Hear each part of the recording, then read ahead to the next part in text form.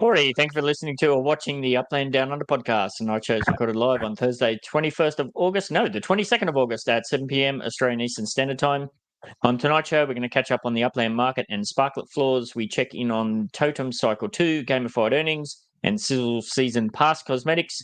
More glitches appear as the oops, something went wrong. Please try again virus spreads. There's plenty to unpack with Sparklet, including the airdrops and the ongoing confusion surrounding them. And we've got a sales update for the Genesis Node Midtown Terrace. The main topic for tonight's show is, of course, Detechland, taking a look at the most recent work of Masterful and award-winning UGC Virtuoso Detech and Upland's first community design neighbourhood in Paris. We've also got QIPS on solar machinations, structure ornaments, block explorers, totems, Metaventure stats, and Sparklet staking. We'll take a look at another Upland community member spotlight, courtesy of the Dynamic Node Builders team. And tonight we'll also be giving away at least 50,000 UPX and 3 map assets, which will take the 2024 giveaway tally to at least 1,905,000 UPX, 96 map assets, 3 vehicles, and 5 properties. All that more on this is the Upland Down Under podcast. Now, we've had a bit of a passionate kickoff in the background before we went live. How are we doing, Swally and Ace and Angry in chat? And somebody else has jumped in. Who's that? Buellerman. Buellerman's back. Hey, he's back. Surprisingly, I'm not too bad. I've just been stressing with UGC issues all day, but outside of that, I'm doing all right. Mostly newbie problems, so it's not anything else. But yeah, all good. Very good. Oh no, where's the other? Someone's making a lot of noise. I don't know. That might be you, Ace, I think. I don't know if that's Ace or Buellerman. We got some wild feedback going on there. Just mute me if I am. Yeah, no worries. Yeah, there's a lot to talk about. What do we got? 6 weeks in chat. Hello, Angry, I said, and the vulgar Uplander himself. How you going, mate? All right, well, before I fluff it up, let's just go straight in and cover this one. So tonight's show is proudly brought to you by sponsor Nextworld, a new multi-layer platform which is on a mission to bring a host of vibrant new worlds to the Upland Metaverse. Nextworld will usher in a new age of utility for map assets, properties and structures, as well as many other Upland mechanics. It will be a new world to build on and explore, and while it will offer its own mysteries and adventures, it will be a place to mine resources for use in other layers, worlds and games. You can get early access with a whitelist statue to start building early before it's open to the public. These are currently available at the Ace Collectibles, Vulgar Map Assets, Quailwood Assets, and Eclectic Collections Metaventures. Keep your eyes and ears out later in the show, where we'll outline how you can go in the running for the next set of Nextworld Marmor statues, which will form a key component of your future journey into Nextworld. Make sure you give Nextworld a follow on X at Upland Nextworld and join their Discord so you can stay up to speed with everything going on in this world and in the next world. All sponsor links are in the description. And speaking of Elslack, the Vulgar Uplander, that's his details for his showroom on screen as well. So go on over and check it out. If you're wondering how you can take part in the live streaming of this podcast, I dropped the StreamYard link to the live stream in the NBA server Thursday nights at about 6:45 p.m. AEST. And you can, of course, just keep your eyes out on the associated YouTube feeds. A bit of fun getting into the StreamYard before we kick off. Swally just dropped a clanger before we took off then. So always a bit of fun. With that being said, time for the disclaimer. Warning, this podcast is produced by Metaverse Ventures Entertainment, contains unsolicited and heavily biased opinions which are solely the views of the individuals involved. Yes. All right. What do we do? Let's check out the markets. Now, caveat, I did do these this morning, my time, because my wife and my daughter, they're off gallivanting around and sweating like crazy in Japan at the moment. So it's just me and the boys. So I did this in the early AM so that I could get it done and not have to scramble as I was juggling the boys in the evening. So I've got no idea how much has changed, but we'll take a look anyway. So when I checked it this morning, the Sparklet trading price was up 22.1% from last week. What do you make of that, Swally? Is that's got to be still just all of the, the bloody airdrop stuff? Hasn't it? Basically, you could watch it over the weekend. It was just going up as the competition or the airdrop thing was closing, so people were scrounging the last little bits.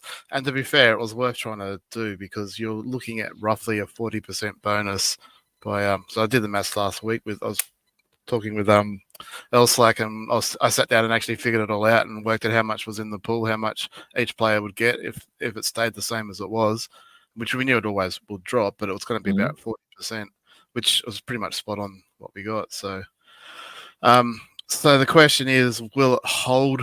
Actually, I can even share that if you want. Will it hold this price? Yeah, I got that up. Oh, you got it. I got that up now. I've got some lines. Yep. It doesn't make much difference. Oh yeah, all right. I'll jump out and you do it. Okay. I wasn't prepared for this, so stand by. So this is no, that's all right. So this is just on my TradingView account. Like, I'm by no means a trader whatsoever. I just like to watch stuff.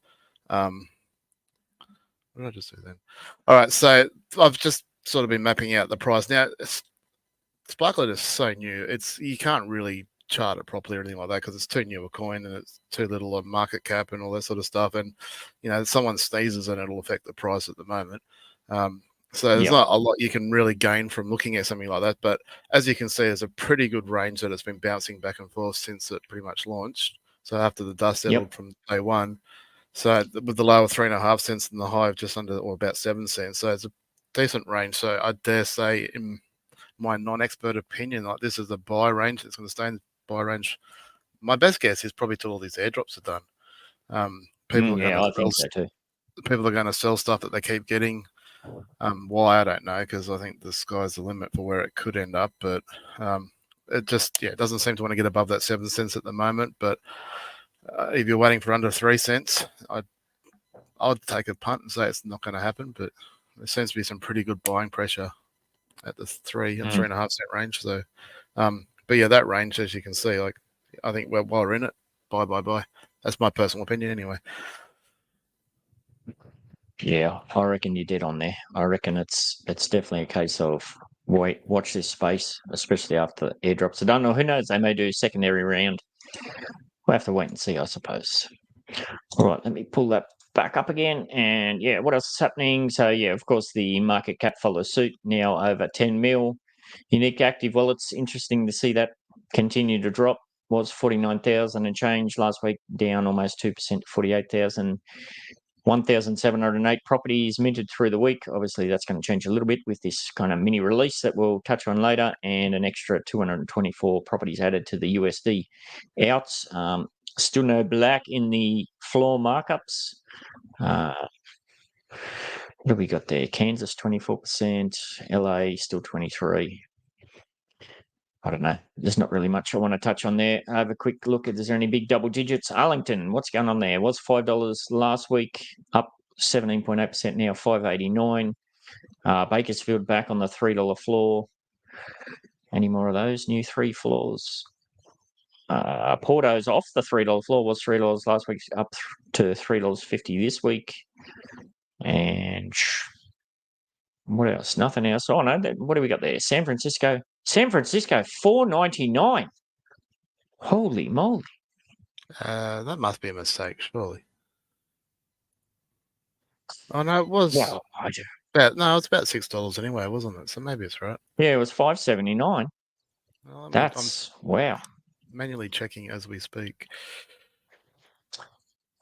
Imagine if we saw a $3 San Francisco floor. How mental would that be? Could happen. Even Rutherford down 20%, was $15 last week, $12 this week. As we speak, the USD floor is 5.29, but that's still only 110% mint. So it's still a pretty good buy. Yeah, so that would make sense if this is the number that was taken almost 13 hours ago. So yeah, that's $4.99. So it's only 30 cents higher than that. Yeah. Crazy. All right. We keep saying, how low is it going to go? I guess we're going to find out eventually. Bermuda down on the UPX, Birmingham down on the UPX, and then it's just a bit of a hodgepodge all over the place. Like I said, it's not super up to date, so we won't dwell on it for too long.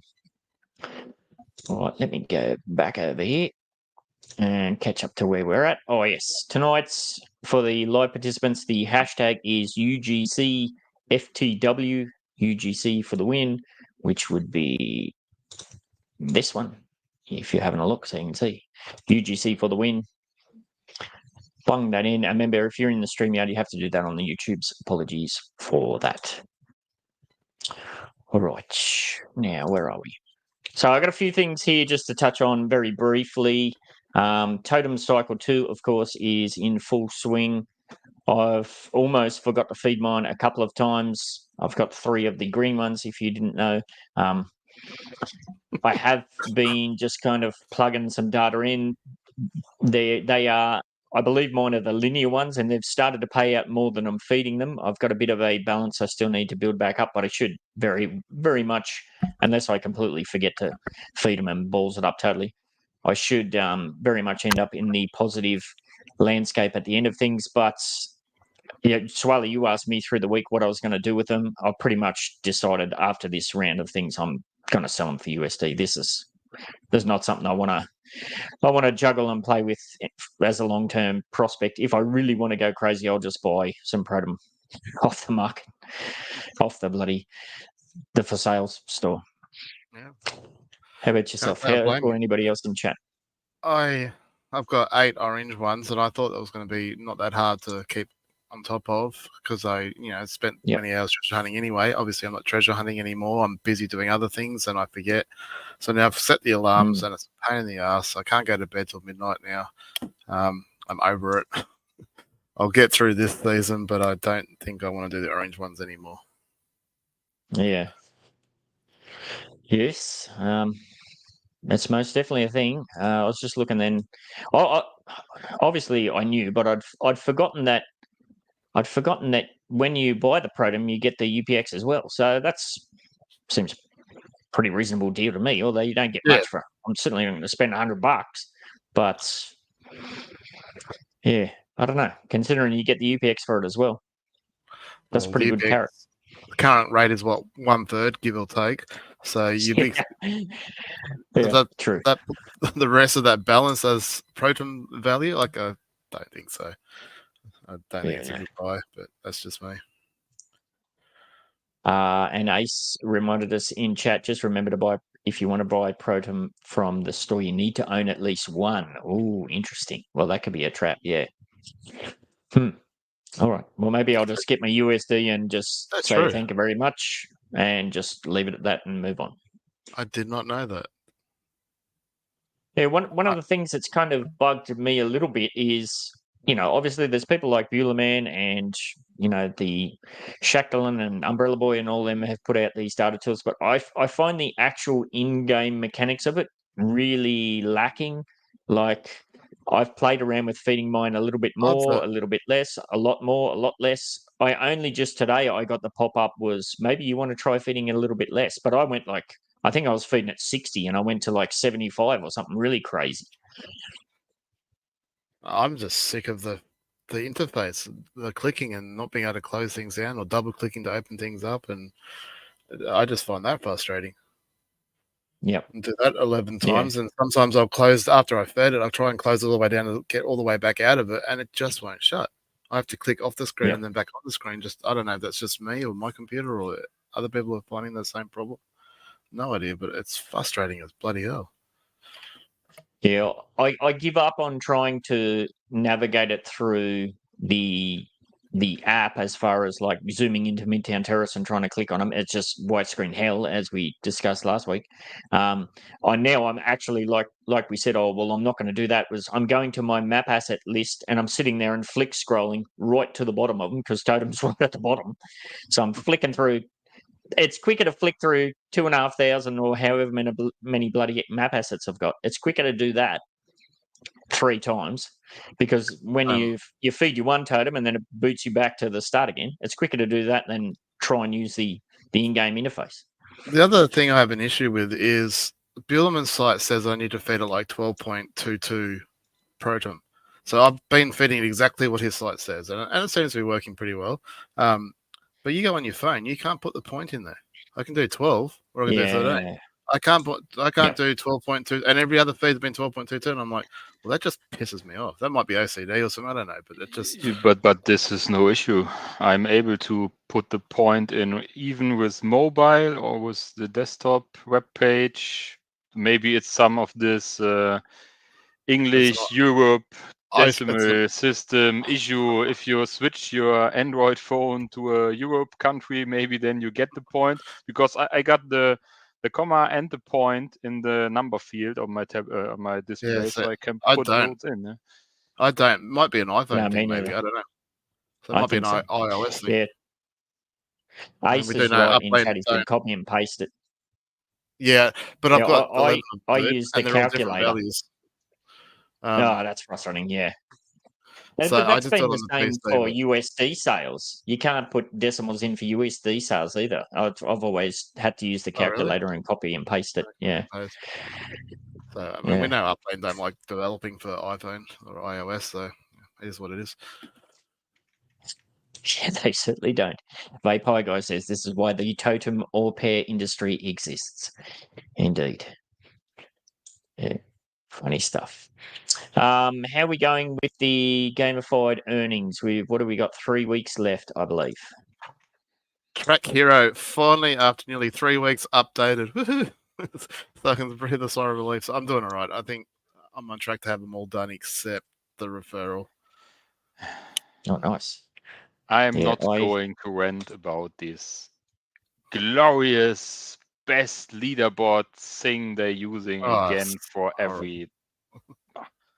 It's the racing Sizzle boards didn't update the whole weekend, so everybody was racing and nobody knew what they were doing. See a change. What's the time? Point. Track Hero was 3 weeks. Yeah. Elslake and I did it 2.5 times just to make sure it was going to tick over, and even then I still wasn't confident. Yeah, I tried to do the racing. It just won't work on phone. I tried to do the racetrack one in LaSalle, and I just sat there with like a dumbass with me thumb up me butt, and somebody said, "Oh no, you got to go into general and beg for somebody to come and race with." I'm like, "Well, I'm not going to waste my time doing that." So I've just kind of given up on the idea. I know that I've well and truly got my. Yeah, it's just so annoying. You shouldn't have. We shouldn't have to do it. I'm going to get the Sizzle Season, so that'll be 10. I won't get that one. I'll get the 25, so that'll be 11. That's all I'm going to do. I know it's tied with Sparklet and the airdrop, but it's just a pain in the butt. It's just a pain in the butt, and I'm trying to reduce the amount of pains in my butt, not increase them. So that's kind of where I'm at with the whole thing. Anyhow, all right. So what do we? I've put in my notes. Does Swally have to eat fiery humble pie? What do you reckon about that one? Well, I did say that when I saw the drop. Although I only briefly saw it, and it looked like fire. I went, "Oh, it looks like Ben's going to be happy." I actually haven't even looked at this week's. Well, pull it up for you. Here we go. The property card one I missed altogether. I clicked on someone's property today and went, "Oh, hang on, that looks pretty cool." Yes. Yeah, so we got the Fire Block Explorer overlay, and that was what I wanted. I wanted some kind of, heavy metal, fire and brimstone, some bloody thing. So now I've got the cracked bloody rock background with the fire. So yes, I swore I was never going to get another one of these, but they tempted me in with this whole theme, and my Block Explorer can die happy now. So that's it. Never buy another one. Yeah, that property card, I didn't see that until today. I saw it. Yeah, I clicked on someone's property and they came up and went, I kind of like that. It looks like that ghost from Ghostbusters, the green one, but on fire.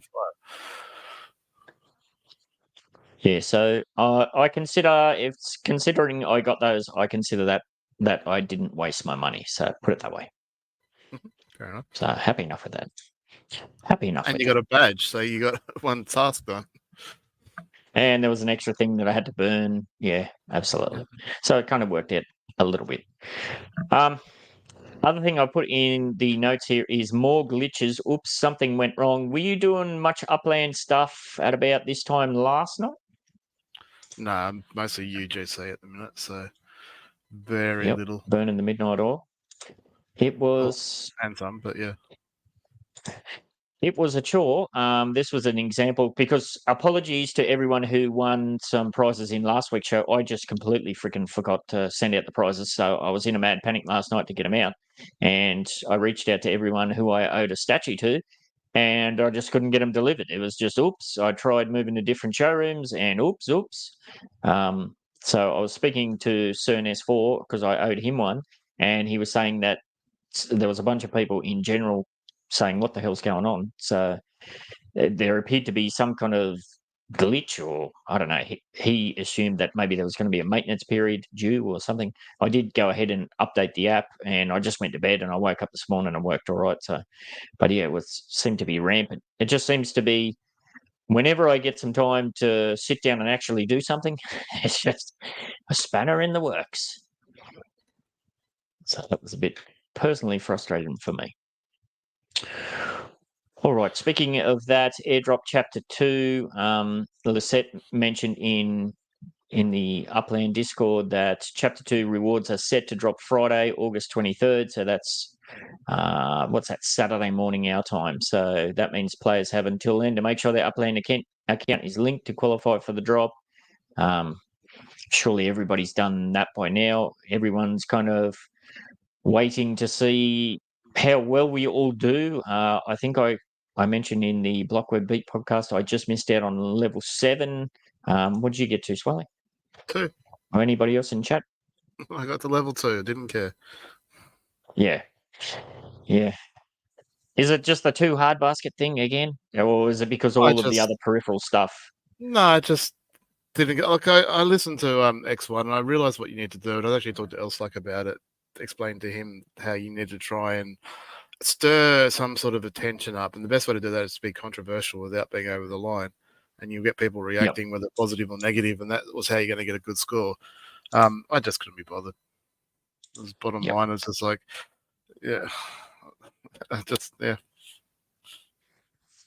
It'll be interesting to see. Like, I think the rewards are the airdrop amount is going to have to be pretty substantial to justify the time and effort, because it'll be like a treasure hunt thing. If it's going to be pitiful, and you would be better off to go and collect a few cans to cash them in. It's going to be the same as last time, isn't it? Like the same sort of payouts, isn't it? So most people will get like that half a spark, or which, half a spark was pretty awesome 6 weeks ago. Yes. Yeah, that's what I meant. That's what I'm kind of poorly putting into words. Yeah. But that's what I'm saying. All this spark drop at the moment, like, it's fine to have these competitions, but the amount of spark that's been dropped is devalued all the spark that was already in the game and what we've earned and what it's. So again, I'll rant all night about this, but it might be a damned if you do, damned if you don't situation. If they give out too much, well, that's just gonna.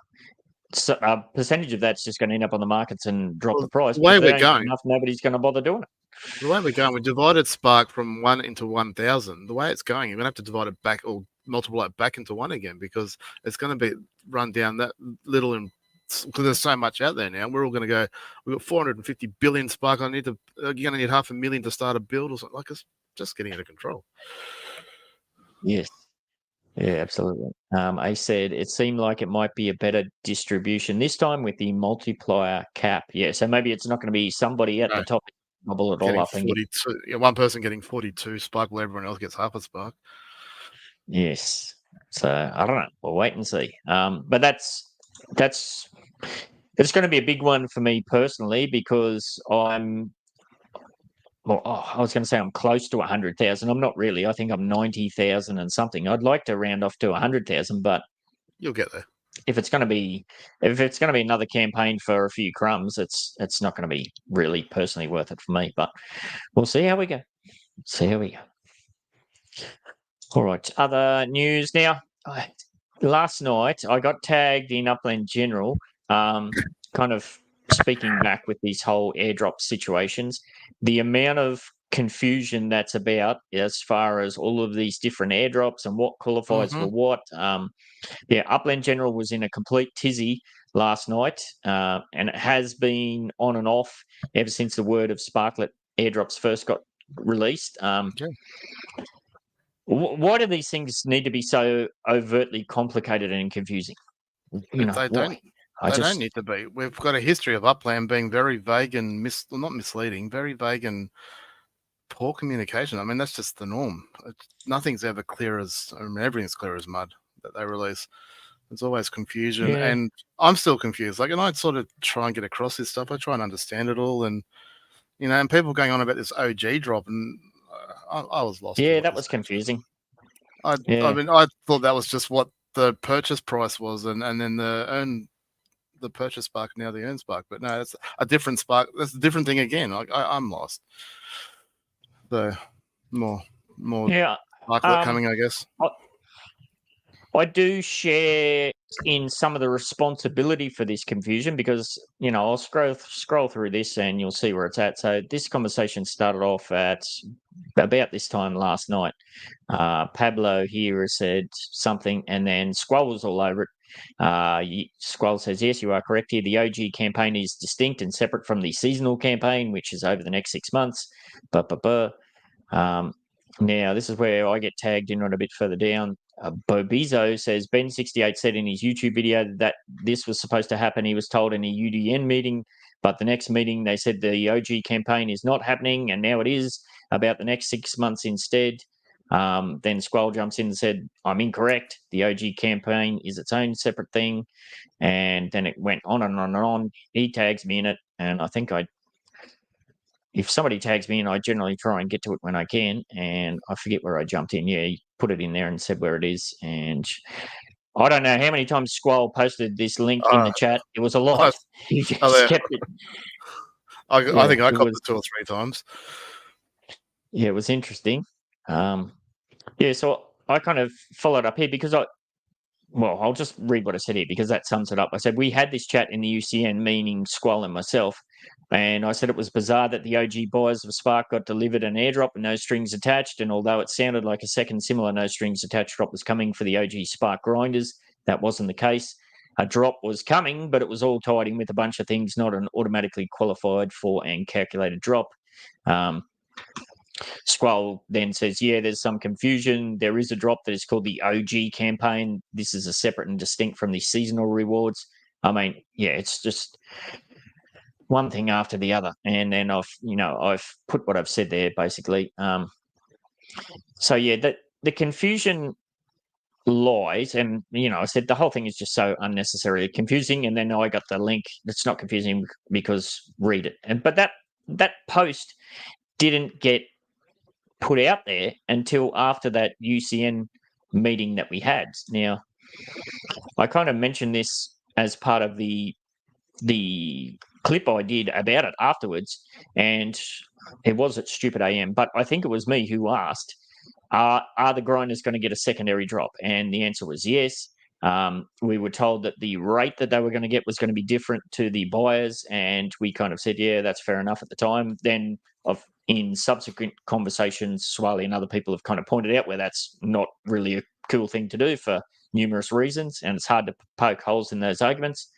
I don't know if there was miscommunication at that point or if the situation changed. I don't know, but that information wasn't just shared by me. There was other broadcasters sharing the same information that was going out for a week or more, and it was never clarified. And then suddenly all this other stuff gets confused.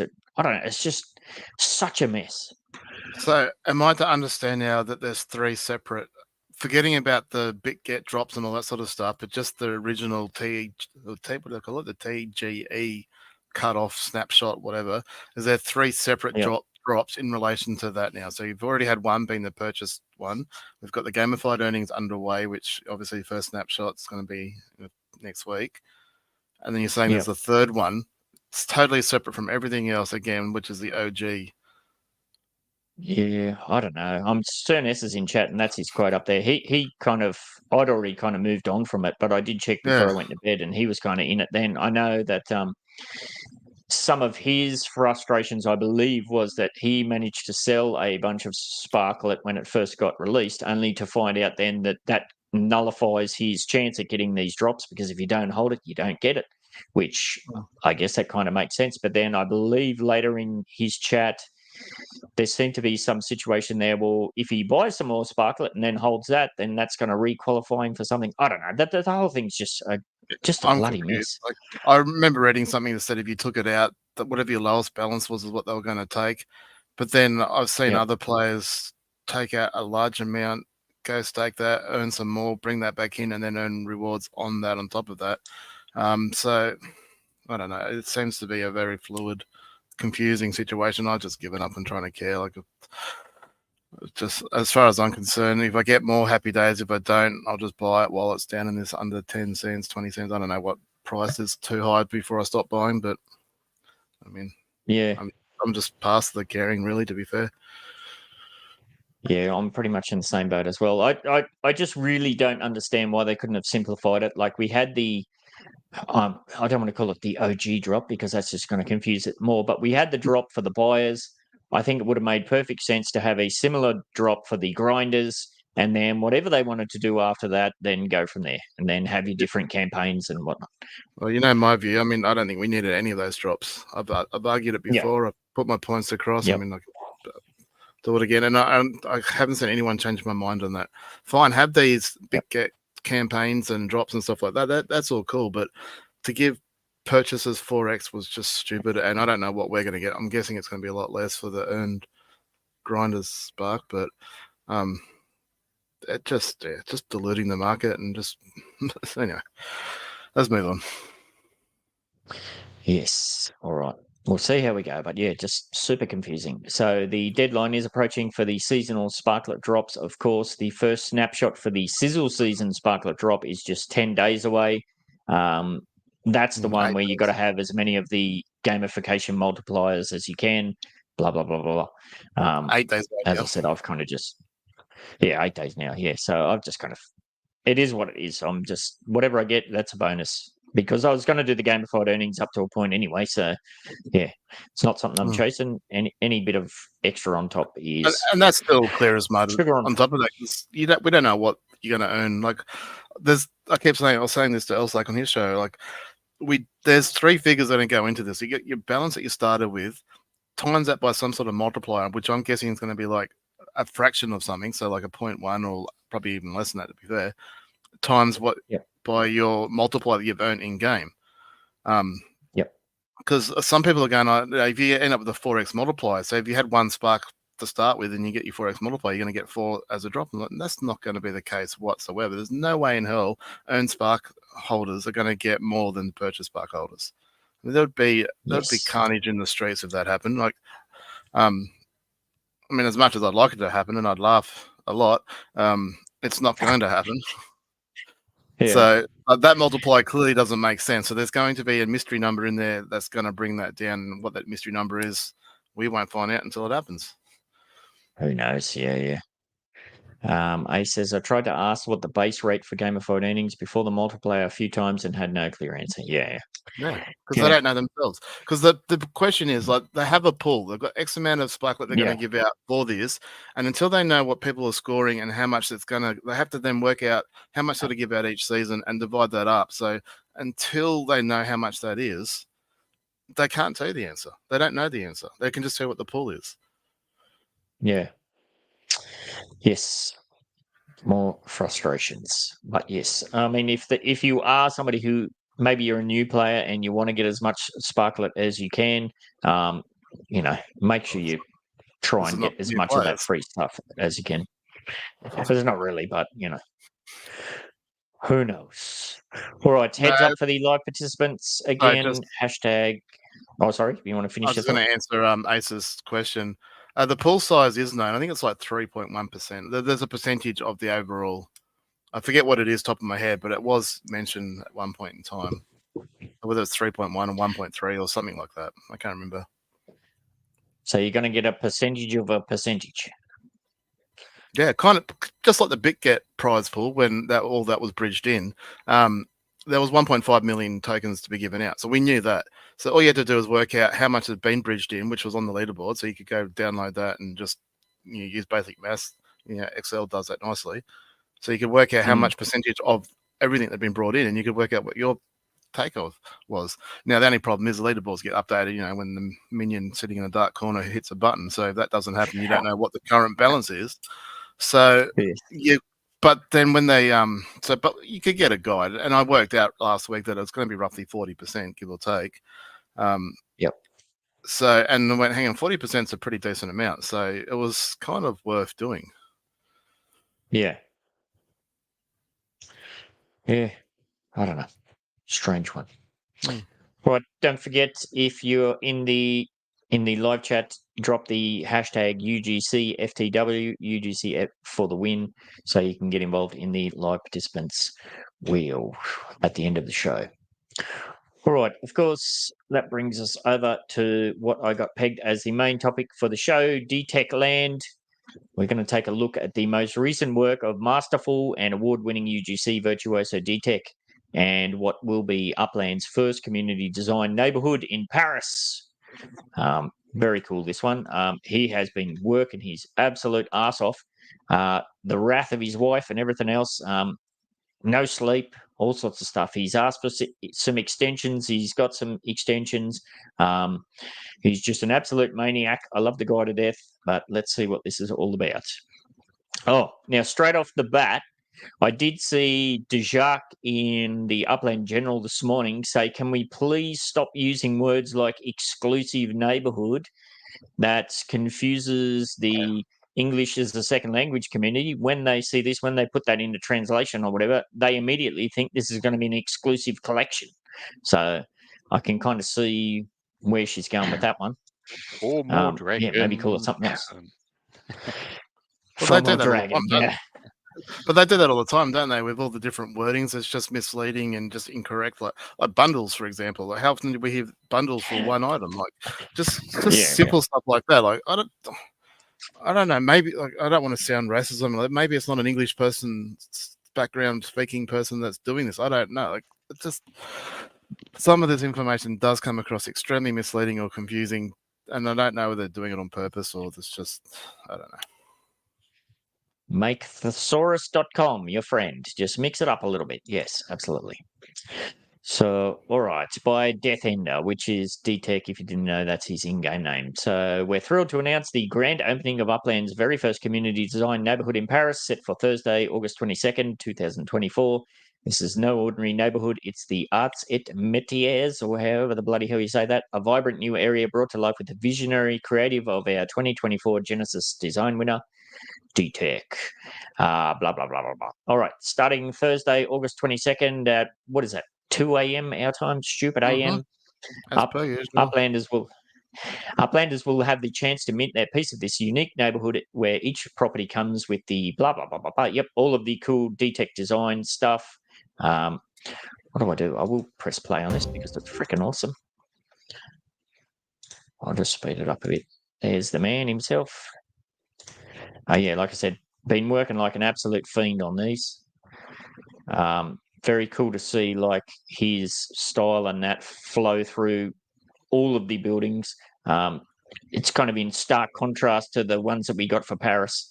That one looks, I really like that one in the showroom, I believe. So very cool stuff. Now, I'll get to what Swally said before we got kicked off here, which was a very interesting point that I hadn't thought of. But the basic details are opening at stupid AM. We know the location, minimum property price just under 9,000, maximum. What are we? Bit under 165k, average 32k. Now this is the clanger. Only 600 properties available. Approximately, yeah. I am going to get up at stupid AM and have a crack. Ace and Swally and myself were talking about this before we get kicked off. All three of us are expecting to get absolutely nothing, because even if there wasn't massive demand, which there's going to be, even if there was probably triple the property amounts, we always seem to get a bit of lag being this far over on the pond. But Swally, man, you had a good take on this. I don't want to get you as fired up as you were before, but just maybe how could they have proceeded with this a bit better? Right. Let's just start with the positives first. Detech's done an absolutely amazing job. My hat's off to him. Every day look at him or look at what the work he does and go, I want to be Detech. That's where I want to be in this game. I want to be him and then surpass him if that was possible, which I don't think it's going to be. I'm super jealous, maybe a little FOMO, that I'm wanting these buildings, and it's really frustrating that they're going to be restricted to these 600 properties as far as we know. And I can't, wake them up in Washington or something like that, because they are fantastic. I get what they're trying to do, and the neighborhood itself is going to look fantastic when they're all built. But it just seems somewhat restrictive, which with only 600, I was expecting to be a bigger property. In terms of the sale, it's like, I'll try and keep this a little bit less fiery. It's like Upland have gone, all right, what's the worst possible way we can release something? And it seems like that's their standard MO is just to go, right, what's the most annoying way we can do this? I know there's only 600 properties. Let's not do our usual bundle sale of one property. Let's just open it up to everybody at once and have 10,000 people try and mint 600 properties instantly. That seems like a really smart idea. To me, there's only going to be two outcomes on this. One, it's going to sell out in under a minute, which I think will probably happen. And if it doesn't happen, it's because everybody gets the will of death. 600 properties without anyone needing to send, because there's 5 launch properties within the neighborhood, which are Detech's properties. Well done, Detech. Well deserved. Not to mention that the whole area is surrounded by properties on top of that, which people can send from too. So there's going to be no issues of getting the property as soon as it turns green, like being in the range to get property. So everybody that wants one is going to be in range, unlike Bermuda, where people were relying on luck to be over the area at the right time because there was no launch pads. And then if someone minted, then you have to mint across, and then they missed out because it was so slow and laggy and all that sort of stuff. I just think this is the absolute worst way they could have released these 600 properties. If there was ever a time they could have done it like they did with the Paris release and have a bundle sale, this was it. No ifs, ands, or buts. Letting everybody get one property only. Again, they could have divided up in 3 lots of 200 and had different time zones, but bang on that every single time they keep doing this. But try and have, and again, I whinge about this all the time. People that aren't right next to the server are never going to win the fastest mint on all those sort of tournaments, or even though when they have those letter ones where you got to get the 8th mint and the 10th mint of the alphabet or whatever, we're never going to get those because we've got a 0.1 of a second, which is huge lag compared to the Americans, and the English will be the same, and Europeans and stuff like that. Even the, I don't know where the server is, but even the other side of the US would probably have issues with that.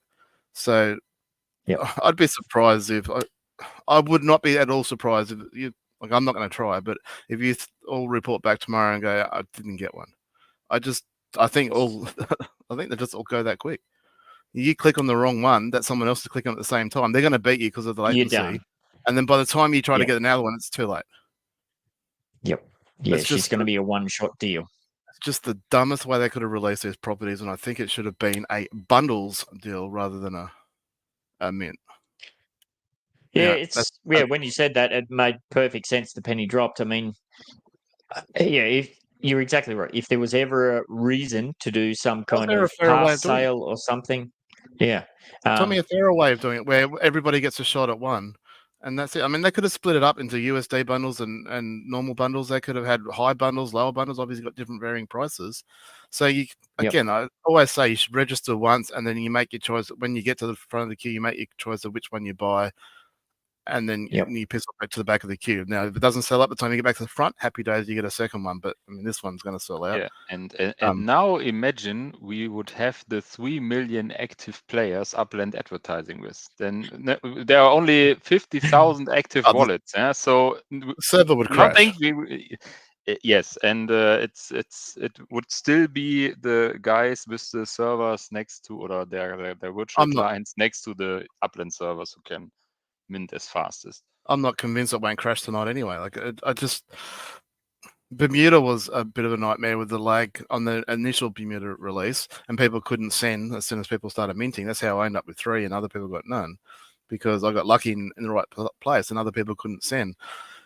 I can just see it doing something similar tonight, but everyone's going to be over the top, and you're going to have all 600 properties minted. I mean, what was the record in, I think it was Rio, the first international city. Wasn't there some record of X amount of properties minted in the first minute? Or they advertised with something from the what was that number? Like, I mean, I don't know how many that was. I can't remember what the figure was. 3,000 a second or something crazy. It was, yeah, it was massive.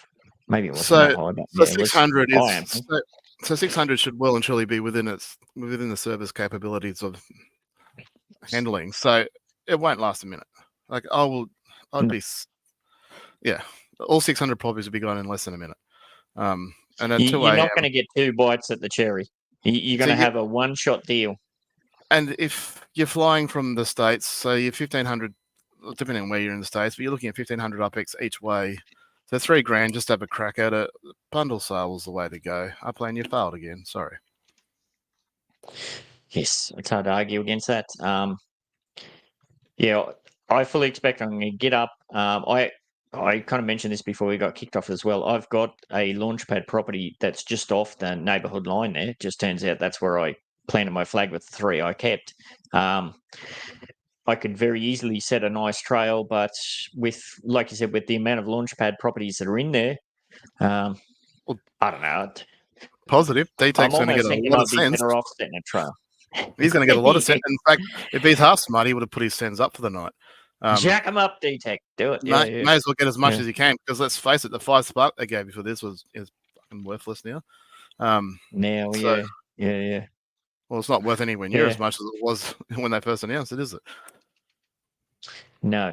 Yeah, that And register for a pass, a burnable pass or something like that, and maybe like that other system where you got a certain amount of time to use it. If you don't mint it, then at such and such a date, all of the ones that didn't get minted are going to go up for grabs or something like that. It's going to be fascinating. It's not going to be boring, put it that way. But yeah, I hope worst case scenario will be that it does kind of lock up. Because if it does lock up, you know that somebody's just going to go on an absolute feeding frenzy, and wherever they are, whatever they're able to do, they're just going to clean up. No, that won't happen, because everybody will be there at once. So either everyone will be out or everyone will buy. But it's happened before. It's happened in Kansas. I can't speak for before I got in the game. I know there was one of the Brazil releases where people couldn't send. And I was targeting one particular neighborhood that was a collection neighborhood. We knew that because they'd already released the collections, and they had to stop for 10 minutes until they could do the send. And the players that were already in that spot were just minting a storm up. By the time they did do the sends, everybody was over there and they were all gone. So that it's not going to happen because everyone's going to be there to begin with. So either everybody's going to buy or no one's going to buy. I don't think there'll be one or two that just clean up. Yeah, well, everyone's going to have, most people are just going to have epic trails because, if you've got a launcher on, Ace bought a launchpad property just off the neighborhood lines, and he wouldn't have been the only one. There'll be, hundreds of people making the send urchins, we used to call it, bouncing back and forward, trying to get the right line, and they're going to have super long tails. But I think even if you've got a perfect tail right up the middle, you're going to get one crack at this. If you click on it, you get any sort of lag on the buy button. If by the time you get out of the UI, it'll be over. And for what? I mean, okay, for one of Detech's buildings, happy days. It's awesome. I'm not trying to downsell Detech's efforts whatsoever because it's absolutely fantastic. But why is this property, other than that, why is this property any better than any other property in Upland? I mean, I'll bet my left leg it's not going to be a collection. I mean, I could be wrong. Yeah, I kind of raised that too before we got kicked off. It'd be interesting if it is, because Upland would have known that this was pegged as the neighborhood that was going to be the UGC neighborhood. It'd be cool if it is, if it turns out to be an exclusive or a rare or something, or it'd be epic if it was an ultra rare. I don't think so, but yeah. It's small enough to be at least some sort of collection. Absolutely. Like if it was released as part of a normal city, I'm sure it would have been speculated as being a collection, but history has shown that Upland don't make these sort of releases or these sort of things a collection because the FOMO in itself will sell them out. So why do they need to make them any specialer than what they already are? Look, they could be wrong, and maybe there's a good point. Maybe it is one of the collections, and maybe we'll find out tomorrow, being Thursday, that because it will sell out tonight, that it is a collection. Yes. And happy days to those that get them. I'll happily stand to be corrected if it is a collection, but I'll bet that it's not. Yeah, I was talking to Ace before you jumped in and before you got kicked off. We were kind of talking backwards and forwards about that, and I was kind of considering whether I was going to just ape in and buy 3 on the secondary market just to hold in case it is a potential collection. I'm kind of on a bit on the fence with that. I fully expect I'm going to get nothing as far as minting goes, but I may grab a few on the secondary, unless if the secondary, well, the secondary is going to be just stupid. It's going to be stupid prices, but I've got a balance there. I think I've got about 800k, and I'd like to get 500k of that out in USD. You know, a couple of $100 USD. So I may go for the flip.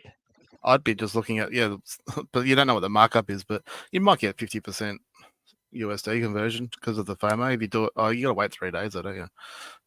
Yeah, that's the only downside. So if it's the FOMO will die off by then. Yeah, I don't know. And Ace is right, because this is a community hood with designs from one of us makes it that much more special. And it is, but that's why I'm disappointed. There's only 600 of them. Like it's just like this would have sold out if there was 6,000. Yeah, easy. Yep. So that's my disappointment in it. Like when I saw it was only 600, I was like, wow, he's done all this work and you're only letting him have 600 maximum builds. It just does not seem right. Yeah, and the other part that's weird about it too, like, again, we talked about this before we got kicked off. They're only showing 4 of the builds in here. That's the small townhouse, I believe. That one's the townhouse, the micro house, and the apartment building. I think there may also be the showroom structure. I think only 5 of the 8 buildings he did for this are as part of this. I noticed on his big property there was a construction underway, so I'm wondering if that is exactly what he's building as a showroom. Well, he's got a mic. I can do this now. He built all of these. He asked for extensions to do these. Like, one of the extensions was for the showroom, I believe. One was for the factory, and this is like what do they call that? Like the ranch house, luxury ranch house. So, because this release is on a tiny neighborhood with what is essentially going to be very small properties, I know Detech's got a couple of nice big ones in there. I think it's just these are not an option. So, is there going to be a secondary release where these are available? Otherwise, why did he put all this effort into it if they're not going to be used at some other stage? Bloody well hope so. But bizarre. I mean, again, if they did it all in the one hit and had 6,000, 10,000, well, maybe not 10,000, but 6,000, I reckon they would have sold that out tonight. It wouldn't have sold out in a minute. And I'd love to see. I mean, how many properties in Midtown? You'd know that answer, wouldn't you? 796, I believe. Yeah. So it's not even as big as Midtown. Yep. So, Cernes asked about neighborhood ratings. That's going to be very hard because the property sizes are so small. We may see a lot of other Metaventures, like, just the legits and whatnot, but you're not going to see the showrooms and all that sort of stuff. So it'll be a bit hard. Okay, couple, but yeah. Maybe. But yes, talk about attention to detail for the Detech man. I mean, he is just on another level. It's just insane. Like, I would love to know any sleep. I would love to know if he did all this under the normal, like, obviously UGC have got requirements to do builds and the limits to how many triangles and how much detail there is. I'd like to know if he was able to do that under those limits, because if he did, the guy's a genius.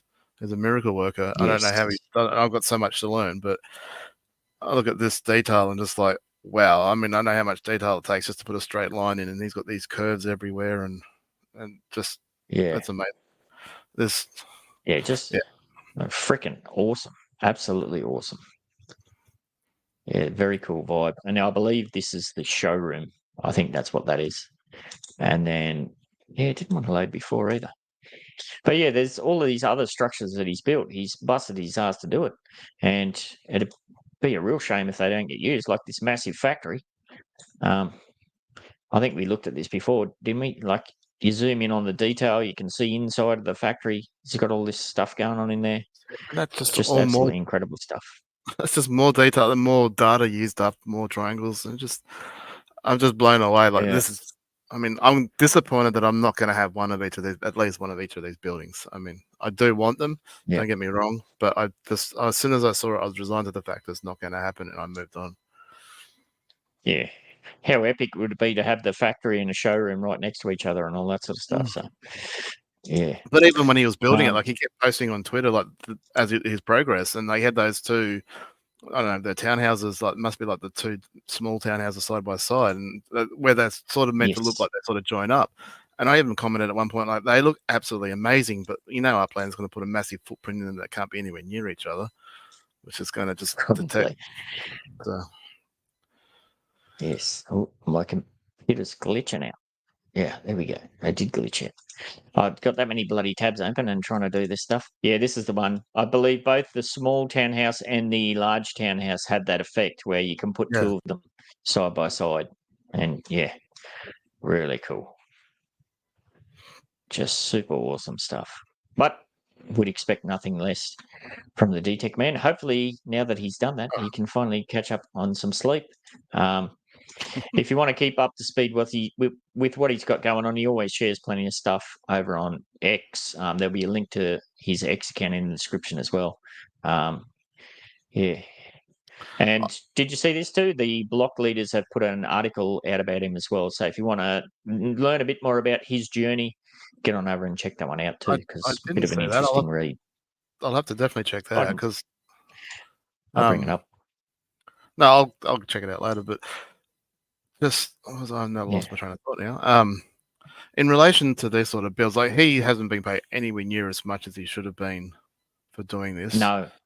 Even if Sparklet wasn't devalued like it has been over the last few weeks, still nowhere near enough. And to think that, you know, other creators are going to create blueprints and sell them and make probably some decent money. If these aren't blueprints that he can sell as well, I'd be super disappointed for him. Yeah, he's kind of like he's won just an absolute crap load of prizes, and you know, as far as getting his stuff showcased, but he always seems to be on the wrong side of the effort to reward scale. Like there was some UGC ones for the first Genesis season, I think that I don't know if he got one of his items in or something like that, but the creators that had items in there, they made like bulk millions of UPX, and then in the year that he got, I think he won 5 of the 8 designs or something like that. But the amount of items that they sold of those structure ornaments was severely limited. So you know, I can definitely relate when it came to the Genesis Week challenge. When last year people got terminal properties, and this year they got a 30,000 computer property that wasn't even a collection. So I can definitely relate to that. So never again will I spend 3 days and 16 hours trying to grind away to win a 30,000 UPX prize. Yes. Yeah, it can be a bit tricky. Yeah, I learned that the hard way. Yeah, absolutely. Detech does have his own Discord server as well, and within that today, I believe he posted, "Thank you everyone for your warm wishes. I am super excited. Unfortunately, he's got no insider information or if the other 4 buildings will be released, but judging by the neighborhood, there wasn't many properties that could fit those anyway.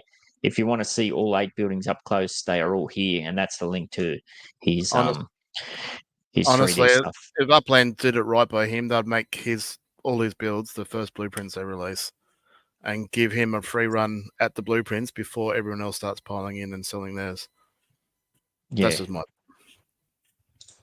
Yeah, I know he was, when he got that first prize of the 5 Spark, he was pretty happy with that because of, that was what he needed to get over. But when we thought it was worth $2,500. Hindsight is a bitch, as they say. Yeah, can be a kick in the pants. Anyhow, but yes, best of luck to everybody who's going to go over there. I'm definitely gonna have a crack at it. I don't know.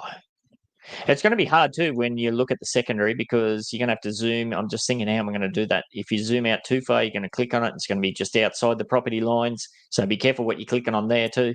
Better off just doing bring up the neighborhood on UPX Land, assuming that's running. But yeah, I don't know. It's only a small spot, isn't it? There's not a lot of room there. I don't know. There's people posting images of where it is. I know Detech posted a couple of images of where it is as well. So, yeah. I think she's just going to be a smash and grab. Get what you 100%. can. 100%. All right, we'll try and get this wrapped up reasonably early this morning because, like I said, I'm juggling the boys. So if you haven't seen, the Midtown Terrace sale has officially kicked off. Now, Swally, you grabbed a bit of a bargain before. Let me just pull this up. So a bit of context for what I'm talking about. So that is the almighty Midtown Terrace there. So yes, Midtown Terrace sale has kicked off, offering a limited opportunity to buy into the Genesis Node. Following the extensive community consultation process, of course, prices were set. The small townhouse properties that I had for sale at 50,000 UPX and $20, they all got gobbled up pretty much as fast as I could list them. Townhouse properties are still available at 90,000 UPX or $30 each. With over 100 neighbourhood collection properties up for grabs, these deals will stay open for as long as stocks last. If you're diligent and you want to grab a real bargain, however, keep your eyes out for these newly established market floors to start shaking out some of the properties long held by players with no intention of developing or sticking around in Midtown Terrace.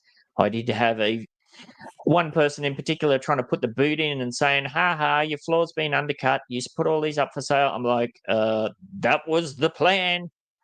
Thank you. That was exactly what we wanted to do. We've seen plenty of those pop up already, which means everything is proceeding exactly to plan. Now, maybe I can share that as well as a get-go. So yes, we did have Dizzy Disky dropped one miner up there at $30. I've set the reason I put 10 there, I believe, is to set a fairly significant floor there to encourage these people that were never going to do anything to undercut the floor and to flip out so that we can get them in the hands of people who are going to do something with it. Obviously, somebody might get there that's just going to hold it and flip it again, whatever, have a go at it. And I've done the same for the UPX. So Dizzy's got his at 27, but Moose Master, he's had those three up at just stupid prices for the longest time, and this is exactly what we wanted. Moose has come over and he's seen what I've done on the floor there, and he's right, something's going on, and I'm going to flip out and get what I can. And I gave Leban the heads up before you, Swally, because I knew he was searching for some. He couldn't grab them, so I gave you the heads up, and I had a look before. You gobbled them up, lickety-split. Mm-hmm. Yes. So they won't be the only ones to do that. I wasn't going to. I didn't want to spend any more USD. I swore I wasn't going to, but I was like, that's for Ben's node. It's worth it. that's what it took. Like, yeah. Anyway, and then it just automatically went straight from my credit card, so not the USD in my wallet. So I was pissed off. Oh, did it? Oh, ouch. Yeah. Yes. So I won't let Mrs. know.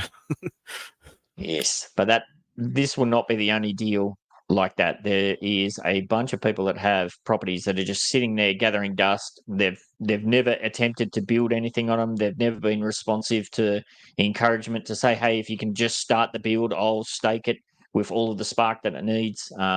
So yeah, this is pretty much exactly what we wanted to see. Yeah, I noticed the three I picked up, none of them had builds on them, so I've got 280 on the go at the moment, so I'll chuck them on the list at some point, probably after this 30th airdrop that we get, the 30th of August airdrop. So I'll have some spare then. But yeah, I'll definitely get something going. But I've got stuff all over the place I need to get on top of. So I'm probably 12 months. I've got 12 months worth of work ahead of me.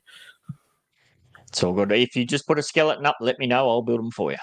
That's always been the case. So, and don't forget, if you do happen to pick up a Midtown Terrace property, or if you have one, if you switch over and make that as your residency, I do a monthly prize draw. Start of every month, I do a Midtown Terrace residence only prize draw.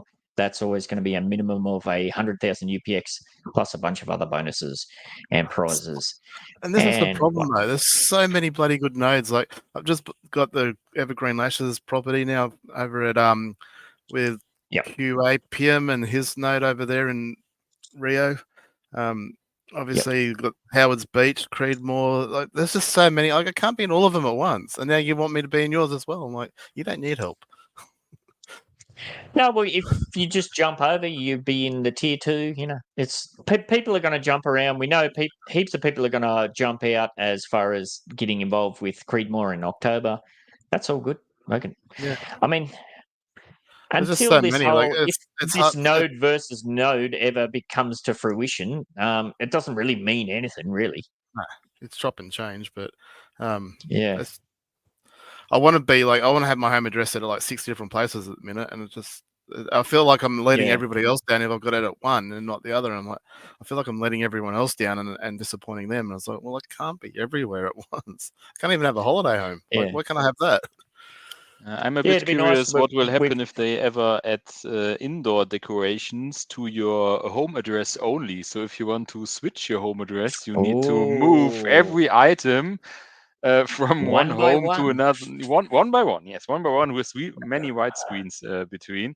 But maybe you can only move to your home address. But if you're so there are many possible bugs or baby step features we will get if they ever enable this thing what's working in the background at the moment. Yes, I'm not absolutely. sure what ACE means there. Regular treasure hunt build on it. What do you mean by that? Oh, he's Townhouse. just bought that one that Dizzy had, so he's just asking what should he put on it. Put whatever you want on it, mate. It's Whatever a you want. townhouse, not Townhouse. treasure hunt. Yep.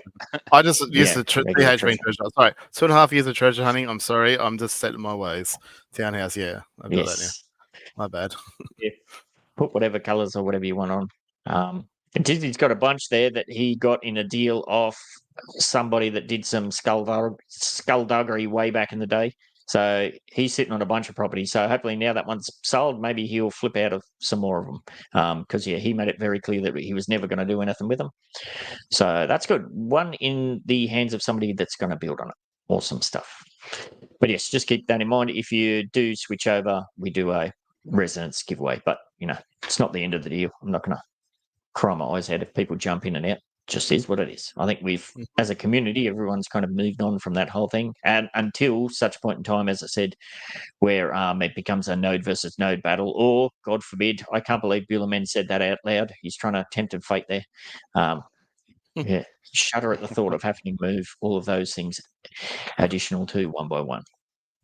Oh, would you Anyhow, we shall move on because we got a bunch of quips to get through tonight. Remember that if you have any questions, insights, provocations, or statements about Upland that we could cover on the show, there's a link to a Google form in the description. Get a bunch in for next week, please, because Swally's not going to be here, and be cool to fill in the blanks there with some extra quips. Make sure you include your in-game name in your submission. Otherwise, I'll use it and I won't send you a bugger all.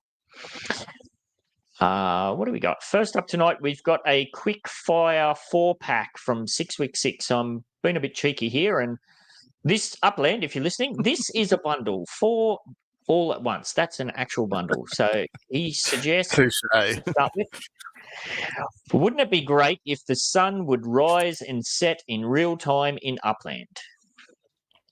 Would it though? Is it going to sunrise when we're trying to go to sleep? That would be what I would expect they'd do. I don't want to unpack that one. Can we just move on? I'd rather things I'd work like an official. Yeah. I'd take just an official night mode that I could, if I wanted to play silly buggers with sunrise and sunset, I'd do it myself. A night mode would be good. Yes. I guess if we wanted to dive into that a bit more, yes, it would be awesome if within the UI, any of the announcements that Upland did, if it could tie to whatever your actual times, if it was tied into showing a clock in game, if it showed, whatever it is, the moon phase, the bloody. If only we had some sort of device that had some sort of code built into it that could do that instantaneously at a click of a button. I wonder if anything like that's ever been invented. Yeah, but that's not in the UI. But I mean, we can't even get a search function for property, so maybe wishful thinking there. So nice one. Yeah, dark mode, exactly. So right. That was a good one. 6 Week 6. He goes on to say this is a different one. He said, I like these new structure ornaments, but none of them are available for UPX. I wonder if we'll be seeing more USD sales and less of UPX from the Upland crew in the future. It's nice to be able to get items with UPX because USD isn't always in the budget, as Swally just outlined as well. Can I answer that one straight off the bat? Yep. Stop buying from Upland, start buying from UGC. Simple as that. Doesn't have to be me, but UGC Mike. in general. There are some brilliant stuff coming out. I mean, Ben just showed a couple there that was from Shack and Tosshead, those big ass apartment buildings, which I've I'll got bring one on that up order. again. That was Yeah. 25,000 UPX, I think, something along those lines. Yep. Obviously, I mean, I could try and plug mine here, but it's no point. There is a lot of good structural ornaments tied to seasons coming out. You just got to look for them. The people are trying to put them out there. I mean, these, I think, with 250 or 500 mint number. 250, I think. Yeah. And 25,000 for only 250. That is a bargain. That is absolute bargain. Obviously, not to mention they look absolutely fantastic. And there is no shortage of quality stuff coming out in the UGC world that, sorry, Upland, kicks Upland's butt. I mean, the last ones that they did for this season aren't horrible. They're actually not too bad, but not for the prices that they're charging. Yes, absolutely. I thought so too. And I went over and grabbed, actually, I got on the plane to Detroit, I believe, and went to bed. And when I woke up, all the UPX ones were gone. But I sent Shaq a DM and she put some more up there.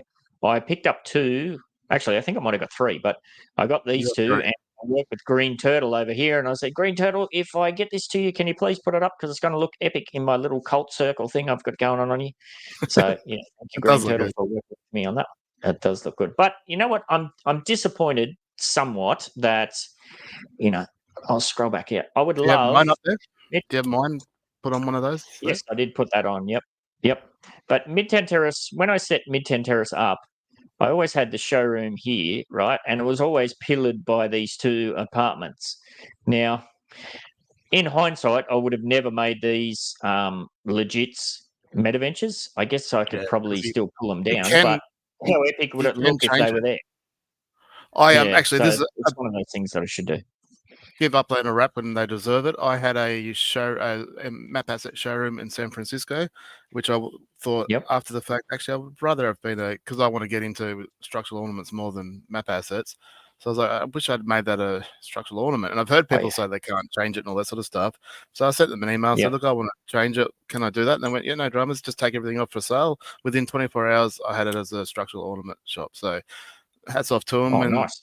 When they want to do stuff like that, so there would be no issue with you taking them down as legit shops there and moving it to somewhere else.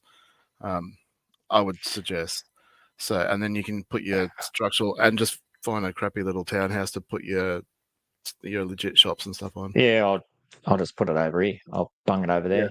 I'll add that to my to-do list. Absolutely. Yeah, I'll give them a rap there. I mean, their support do get back. I can't knock their support group team, whoever they are. They do get back to you pretty bloody quickly, and they're usually pretty responsive. When they sort of refer you off to somewhere else, that's kind of where. As I said, the last podcast or the last show I was on, even if you detect some glitches in racing tracks, I just sent in some screenshots and said, hey, this is definitely not working, so you're going to need 4 laps to complete a race because you're glitching back to start if you put your controls in this area. And they said, hey, yeah, we're going to give it to the devs. And a few hours later, the dev fixed it and it's done. So there's not only the support getting better, but the second level too, to which they deliver these questions or these bugs we found. So there's maybe they get better, or they got nothing to do because all the Sparklet stuff is not is released, and the one developer Upland has nothing to do now. Yes, absolutely. And yeah, on screen we're looking at the Patriot Games structure on it by Swally Man himself. So yes, you're working on different country versions of these? Not a lot, because I struggled with just doing the American one as it was, and it's only because I had a lot of guidance from Elsack. I did a version, and he's just gone, "Woo, dude, you tone that down big time," because you're either you're way over the top, and you're either trying to pamper to the real, I don't know, redneck's the right term, but that real sort of, I don't know what the right word is here, but every cliche you could possibly think of. It's either going right over the top, and I was like, no, I wanted to create something that. I mean, obviously, fair chunk of the Upland audience is American, and obviously, which we saw with the property card backgrounds of the American flags. There's plenty of players out there putting them on, and why not? Like, if I was an American, I'd be doing the same thing. If there's an Australian version, I'd have it on there and I wouldn't take it off. So I was keen to do the American one. I have done an Australian version, which I don't think is anywhere near as nice. It's actually on an apartment building that, for some reason, still sitting with Upland. But good things come to the way. I'm confident they'll knock that back. Actually, I think that townhouse one came out a lot better than I thought. So I'm pretty happy with that one. And if anyone is interested, they're only 20,000 UPX, which I think is a fairly good price. Or $10 if you want to go the USD route. Yes, but unfortunately, to get back to, I'm sorry, finish the thought. I was just going to say, unfortunately, I mean, I couldn't put it in any other season than Genesis season, though. As much as I wanted to not put it in Genesis, because there's already a plethora of stuff out there for that season. You can't have something so patriotic as that not be in that season. Yes. All right, but to get back to 6 weeks' QIPS, I think Swally's on the money there. If you want UPX deals, get involved and get supportive of the UGC creators out there, because there is more and more very cool stuff out and about. And it just because maybe you see something that you like and there's no UPX options available, always hit up the people if you can and see if you can get a deal, because they can only say no. All right, sticking with 6 week 6, another short one. He said, also player-created block explorers. Why not? Well, you might not be aware, but way back in the day, we did have created block explorers.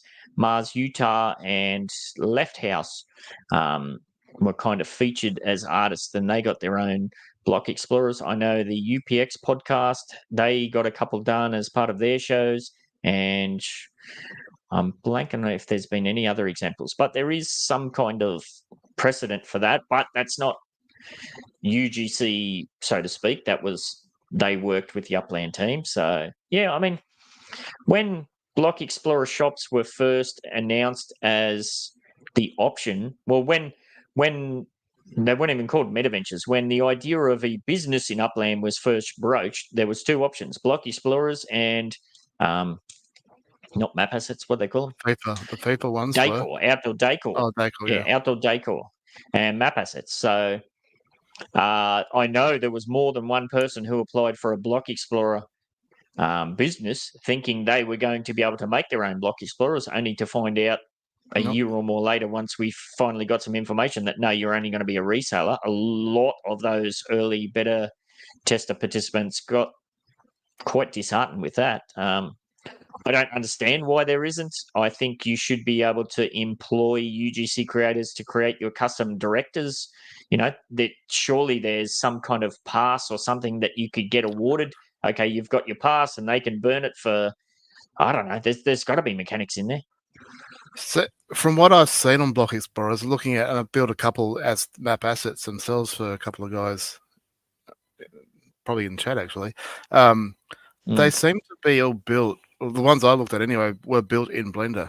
They weren't like a Photoshop or something built.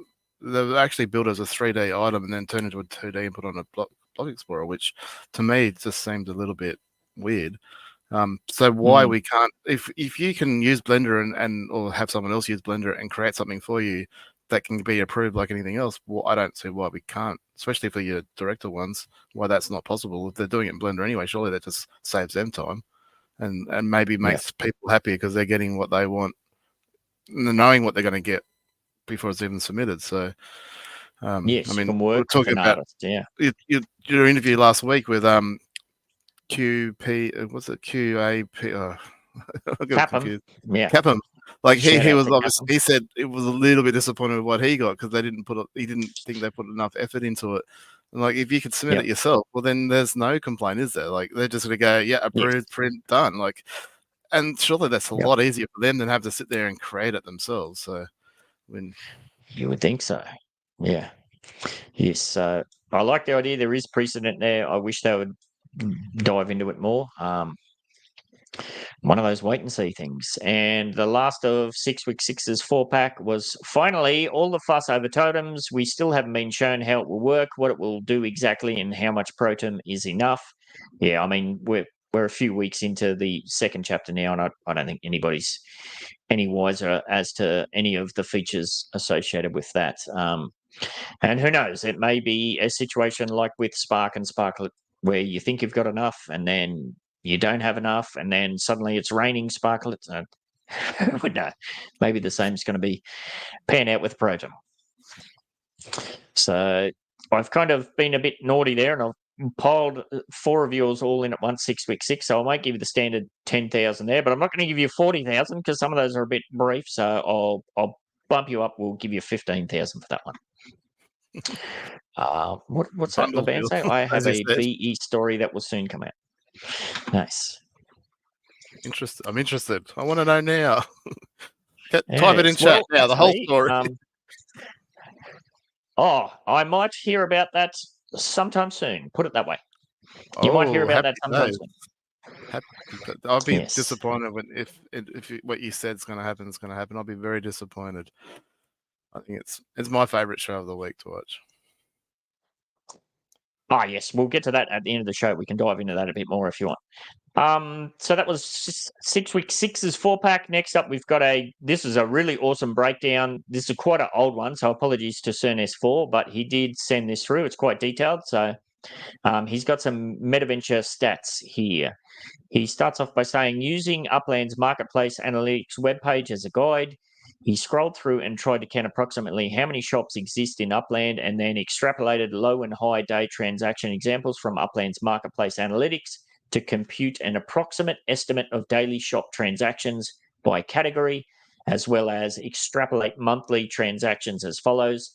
There's a lot of extrapolation there, so take it with a grain of salt, but he's crunched some numbers. He's put a few things together. Let's see what he's got. NFLPA shops. His data shows that each shop with an estimated 2 transactions monthly. Therefore, this is not a particularly viable sales level relative to the 400-ish such shops. 2 transactions a month. I wonder if that would have to have been boosted with a lot of people buying up NFLPA stuff to burn for the gamified earnings. But yes, 2 transactions a month, especially considering the prices. I don't think anybody's making mad bank on those at present. Block Explorer shops, each shop with an estimated 0.25 transactions monthly, or about 1 transaction every 4 months, or about 3 transactions a year. This is not a particularly viable sales level relative to the 800-ish such shops. I think that's a bit of an understatement. Then again, you can have situations where Upland suddenly decides to do something with some block explorers that have been sitting there gathering dust for ages, and then they become extremely valuable and sought after. So, but that's very hit and miss. Football fan. Sorry. What was that? Sorry. I was coughing and saying trading. Was it thrifty traded one? Thrifty trader ones, yeah. Oh, yeah, that whole thing. My gosh. Yeah, bizarre that. Football fan shops, each shop with an estimated 7 transactions monthly, considering the low price. A lot of these assets, some of those are like 200 UPX, 300. It's just crazy. To have 7 transactions monthly is not a particularly viable sales level relative to the 450-ish such shops. Map asset showrooms, each shop with an estimated 11 transactions monthly. This is probably the most viable Metaventure category in Upland at this time, spread across 500-ish map asset showrooms. But as more assets and shops continue to be produced and open, the scale of production and shops is likely to continue to scale faster than the player base, resulting in fewer transactions monthly unless Upland finds a way to greatly improve the size of the player base. Yep, that kind of tracks in with what I've been seeing. Car showrooms, each shop with an estimated 2 transactions monthly. Considering the high price of cars, this is probably the second most viable Metaventure category in Upland at this time, across about 225-ish car showrooms, according to CERN-S4. Again, scaling may be a longer-term concern here, as mentioned in the commentary for map assets. And finally, structure ornament showrooms, each shop with an estimated 5 transactions monthly. This is probably towing the line between being viable and not viable, considering price point as well as continued production and scale. I wouldn't be surprised if that's been boosted a bit, kind of what we're talking about with some of the really awesome stuff that's getting out there now. And that's kind of goes back to the point that we've been discussing about all of these assets. I know I talked about this with Ace. I've talked about this back in the day with Detech and Cheese as part of all those meetings. We knew this was going to happen. If you want to stand out, you're going to have to have some kind of branding, some kind of plan with what you want to do. Ace is a prime example of that. What Shacklin's doing is a prime example of that. You know, we tried to do that as best we could with the kickoff of Samurai Aquatics. If you're just putting run-of-the-mill stuff out there, I don't think you're going to expect to light the world on fire with sales. But then again, I don't think anybody's going into Metaventures as an avenue thinking I'm going to make bulk money on this, are they? No, and I think they very quickly realised when they produce 10,000 or something, moving 10,000 items is not fun. Yes. I think Upland's got the right attitude. We've had this discussion in QIPS before, where I think it should almost, within reason, be a free reign, let people produce what they want, and who knows, people create a use. I would have thought like the stars for properties for sends or whatever it is that they use was a waste of time. Because me as a treasure hunter, I would never have 3D objects on. Why would I? That slows everything down. So, but I guess there's a lot of maybe part-time treasure hunters or novice treasure hunters that don't realize that and look for those properties. So maybe it is profitable. I don't know. I wouldn't have thought so, but I'll stand to be corrected because often I am wrong. I think everyone should be allowed to create what they want, and the market will sort itself out. They'll buy the good stuff like Detech stuff and Shackland stuff, and that's going to get snapped up in a heartbeat, especially when there's only 250 of them, 25,000 UPX each. Like they're going to go. Like I'm surprised if they're not all pre-ordered yet. But we just need a better avenue to get rid of stuff, I think, out of the game, which we've got some burning happening. I think there needs to be more of it. Maybe like a cancel cleanup sort of type. Yes. I don't know. Like I mean, we could spitball heaps of different ways we could help clean up. And even then, even doing that, it's still creating a use case for these. If someone wants to create 10,000 items that are worth 100 UPX each and sell them and just to be burnt, it's still a use case, isn't it? Yeah, and Ace has kind of got a point there as well. It's for me a starting point to hopefully lead into bigger and better things down the road if all of this is successful. Yeah, we know that there's a partnership with Sandbox. There's going to be portals and whatnot. If you can establish yourself as a brand with certain assets, who knows where that's going to lead? But I think you got to have a plan. Really, you got to have some kind of structured plan, or maybe who knows? You don't have to. You can just do it for the hell of it. Maybe you just want to decorate your neighborhood. Who knows? There's more than one way to skin a cat, as they say.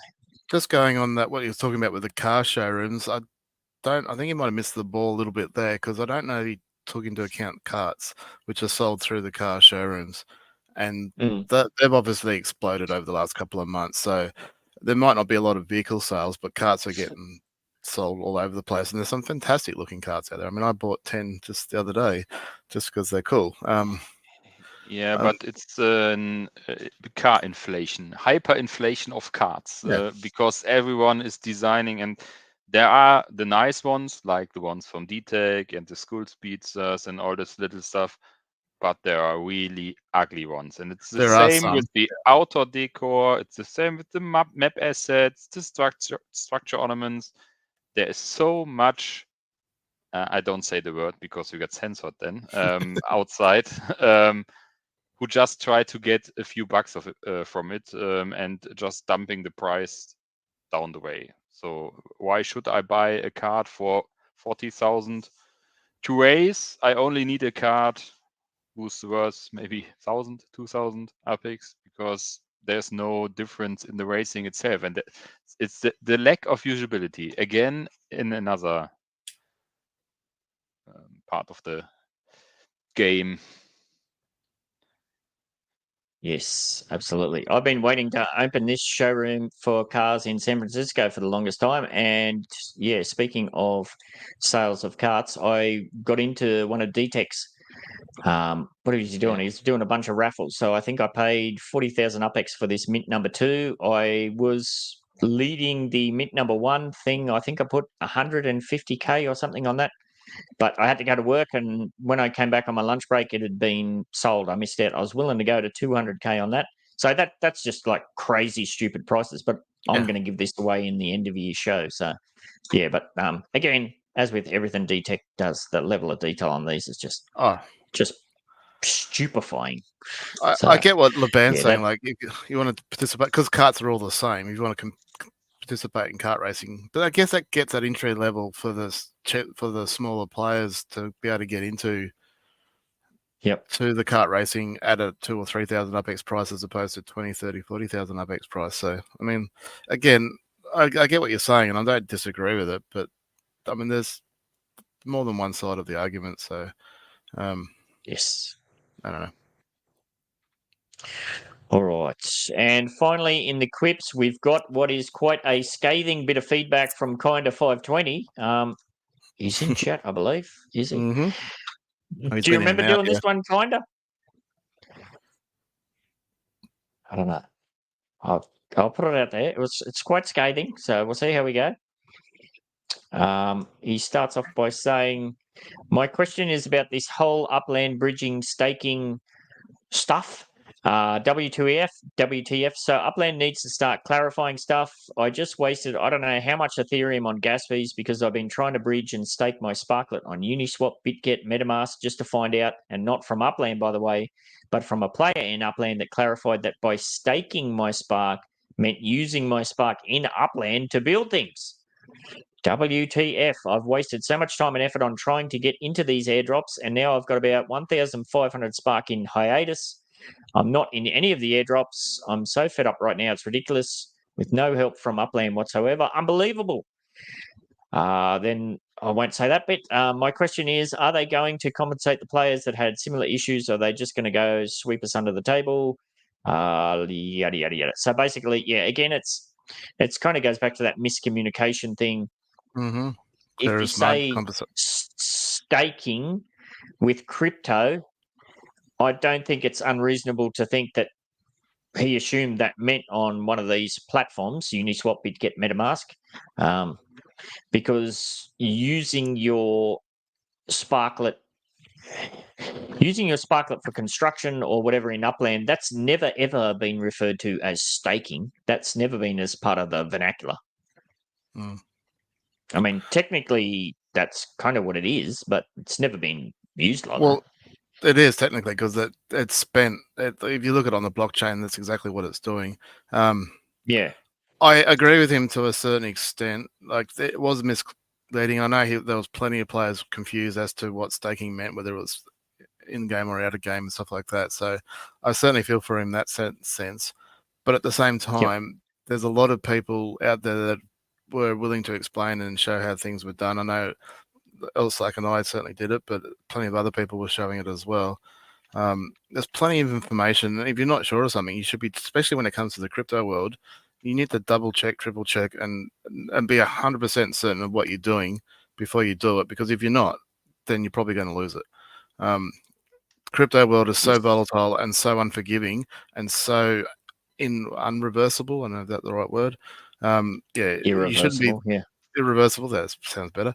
If you don't know what you're doing, you don't do it. Simple as that. And for a 1,500 Sparklet, even if it was on BitGet, maybe it was arguable that your fees would have outdone any profit you would have made by staking in the first place. So that's something to consider as well. I mean, Ethereum fees are ridiculously high compared to every other network. So I'd be avoiding moving my coins around as much as possible to begin with. So for me, it's one way and that's it. It's in and that's it.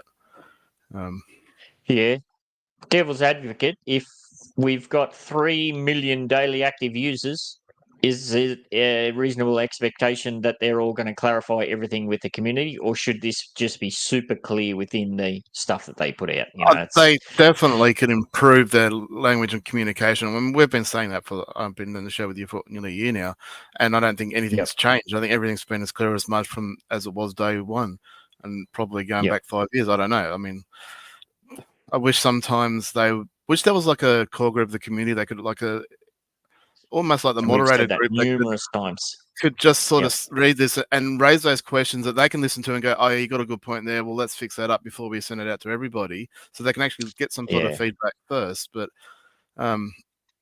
they can't answer everyone's question. And then we've got moderators and we've got plenty of people in the community in Discord, and that will help out as well. So there's plenty of help. You don't have to go to Upland to get an answer. In fact, more often than not, you got someone like King Cody in chat that's always there helping people. Obviously, Lily's in there a fair bit as well. There's plenty of people there willing to help. So you can't rely on Upland to be there all the time. I'm assuming they've got other jobs to do as well. But yeah, you're 100% right. The initial communication does need to improve. I don't think anybody will argue that. So it's probably a bit of both. Yeah. Yeah, I mean, if you got 10 people in a room with that article that Squall was sending to everybody last night, if you got 10 people to read that and got them to write a summary of what it's all about, you probably get 10 different responses, like with wildly different aspects to it. Just look at your UGC meeting and the airdrops. Like how much you were there, you listened to them talk, and you're still confused. Yes. And then I think there might be a little bit of, we'll say, like today, this is what we're doing, but then that might change tomorrow. And then they kind of just try and do that on the sly, which they've done. And they try and they update the documents will be updated, but they don't have the updated date on them or anything like that. That has happened. Yep. 100% has happened. It happened with the BitGet card prize. There was no second prize. There was only the one prize initially, and then they've gone and created a second prize for the Americans or non-BitGet customers, which was irrelevant anyway because they still end up in the BitGet pool. So, yep. Yeah. What do you say? All right. Don't forget, if you just joined us in the live participants for the YouTube, drop the hashtag UTCFTW, UTC for the win, so that you can go into the running for the end of show prize wheel for the live participants. All right, moving on to the dynamic node builders. In this week's Getting to Know community member segment, care of Mesme and other members of the dynamic node builders team, there featuring the one and only Trendy Prop, who is currently an executive with a net worth of just over 19 million UPEX. He's got 1,464 properties, well over, I would imagine, 60,000 Sparklet. His home residence is with Cheese in the Bronx-style neighbourhood of the Bronx. He's got 117 structures, 90 block explorers, 16 vehicles, 82 map assets, including 7 totems, and he's also got 44 structure ornaments. Let's have a bit of a sneaky peek at what he's got going on. Now, you're not going to see a much more of a hodlery kind of bloody thingamabob than this one. Hang on, where did it go? Did I close it? No. Sharing? Where are you? Where are you, sneaky man? There he is. Yes. Yeah, I was struggling. I still got 1,000 tabs open. Wow. So yeah, look at that. She's pretty linear right there. I'd like to put overlay it with my map or my chart and see how it looks. Very, very similar. Yeah. In fact, I'd say it's better than mine. Interesting to see the divergence there between the properties net worth and the mint net worth. So he's got something going there in the secondary. Hang on, is that the right way? Mint net worth is way higher. So that's good. Yeah. So he's been buying in USD. Yeah. Yeah, that's the flip over point there. Yeah, I missed that one. Yeah, awesome. Well, that's if you're in that position there, where you're well out in front. Yeah. That's going to be more than any collection bonus or anything like that. Be gobbling up all those undermints. Yeah, that's epic. Good stuff. All right, let's jump over and check out his actual responses. In-game name Trendy Prop, as we said, Uplander since January 2022. Been to Vegas? No. Famous fact about where you live: world's most livable city. Bucket list: pyramids of Egypt. Tattoos? No. Most helpful thing you own: a computer. Superpower. Oh, the superpower's back. Logical thinking. Start a charity granting wishes for those facing challenges. Guilty pleasure World of Warcraft. Most common internet search, English translation. Something you will never do again. Eat things I don't like to be polite. Oh, there's got to be a good story there. Pet peeve, seat neighbor with restless legs. Oh, like on a aeroplane or something. And 3 uplanders you chat with regularly. Oh, there's always a name in here that throws me. Kafkaskats, Shaktalan, and Edward.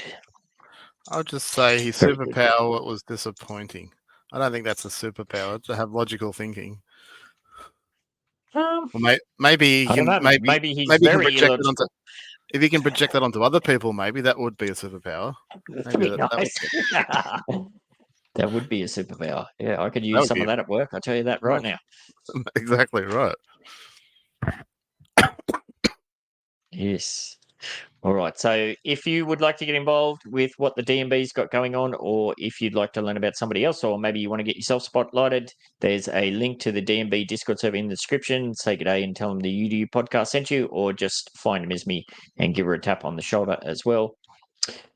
That brings us up to the kind of the tail end of the show where we do the giveaways. Now, last week's challenge, I got to give Swally a slap on the wrist for this one. I give him the heads up, and he was sound asleep.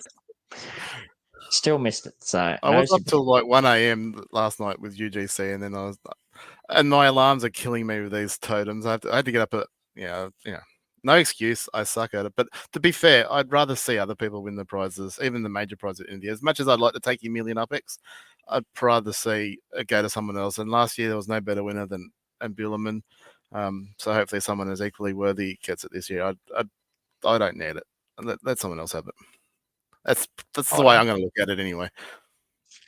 All right. Well, we're not giving them the mill away this week, but we are giving away some very awesome prizes. So how did you qualify for this? Well, you had to get yourself in the contest channel within the NBA server. Let us know the details of any of the glitches and crashes you experience and the devices information you're playing on. Of course, as always, if you had no idea what I was talking about, you could just let us know that, and that was going to be a valid entry as well. All participants roll for a chance to win the standard prize, 10,000 UPX after fees. I also give away a bonus 5,000 UPX prize. Not only that, of course, you're also going in the running for 3 more chances at getting one of the next batch of whitelist statues, care of show sponsor Next World.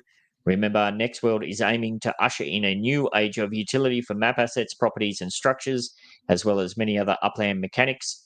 That's all just kind of starting to kick off. So if you want to get in early, getting one of these for free would be a pretty good start, I would reckon. All right, let's see and give that away. So we're going to roll this one. The first roll of this is going to be for the 10,000 UPX. And that goes to... Wayne has got it. Yay. Wayne Asa, congratulations. Wayne Asa. Maybe I can find what he said. And where is he? Wayne Asa. Generally have 3D objects turned off and doing standard treasure hunts, so very few glitches. Sometimes have errors sending to props and have to restart the app.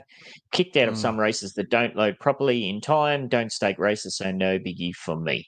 Yeah, I mean, if you want to turn 3D objects off, that cuts out most of the problems, but that can't be the solution.